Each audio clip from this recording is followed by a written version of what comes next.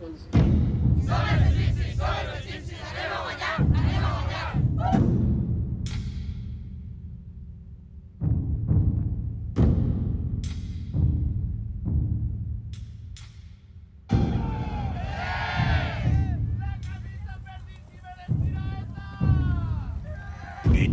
the time when the oceans drank Atlantis and the rise of the sons of Arius, there was an age undreamed of.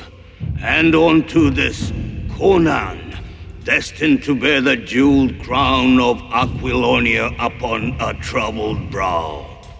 It is I, his chronicler, who alone can tell thee of his saga. Let me tell you of the days of high adventure.